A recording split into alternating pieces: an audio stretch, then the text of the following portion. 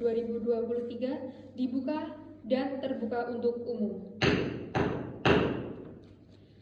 Perkara prestasi dalam perjanjian jual beli tanah nomor 1955 garis miring PDT G garis miring 2023 garis miring PN Bogor yang diajukan oleh Tuan Andi sebagai penggugat melawan Tuan Budi sebagai tergugat. Agenda sidang hari ini dimulai dengan kuasa hukum penggugat. Silakan sampaikan pokok-pokok gugatan Anda secara ringkas, termasuk fakta, bukti, dan argumen hukum. Terima kasih Yang Mulia. Sebelumnya saya mewakili penggugat Tuan Andi. Pokok gugatan kami adalah bahwa tergugat Tuan Budi telah melakukan prestasi dalam perjanjian jual beli tanah pada tanggal 15 Januari 2023. Fakta kasusnya sebagai berikut. Pada tanggal tersebut, penggugat dan tergugat sepakat menjual tanahnya seluas 1000 meter persegi di Kecamatan Cisarua, Bogor dengan harga 1 miliar.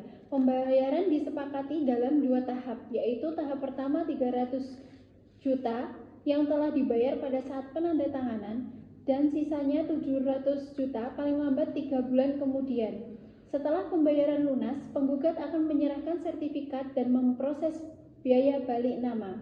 Namun, hingga 6 bulan setelah perjanjian, tepatnya yaitu tanggal 15 Juli 2023, tergugat tidak melunasi pembayaran tahap kedua.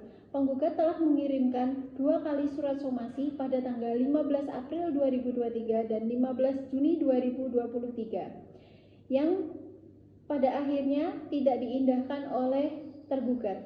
Tergugat hanya beralasan bahwa ia mendapatkan pinjaman bank dan meminta waktu tambahan tanpa membuktikan bukti konkret karena pinjaman tersebut belum cair.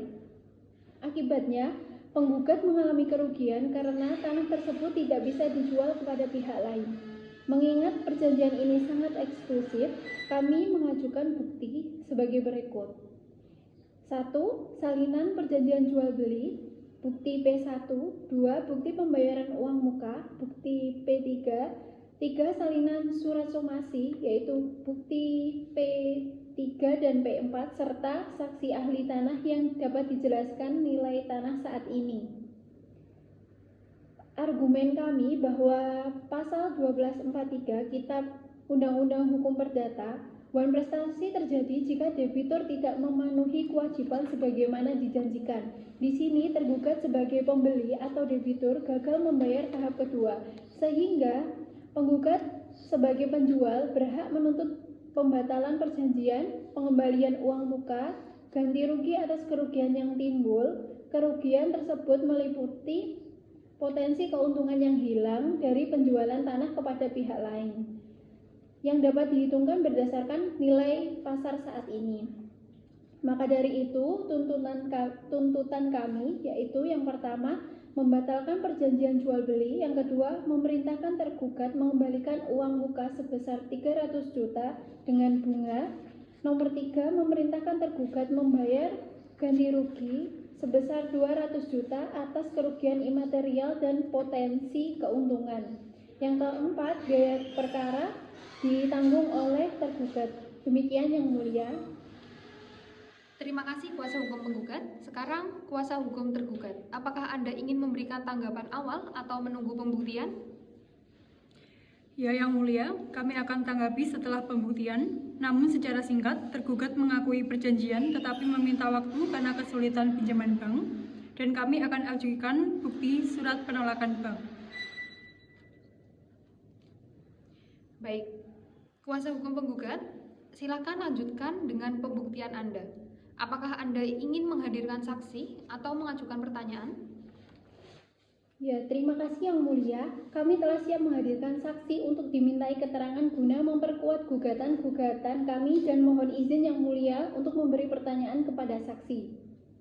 Saksi Putri, bisakah Anda jelaskan nilai pasar tanah tersebut saat ini? Ya, berdasarkan analisis saya, tanah di Kecamatan Cisarua saat ini bernilai sekitar 1,2 miliar per 1000 meter persegi.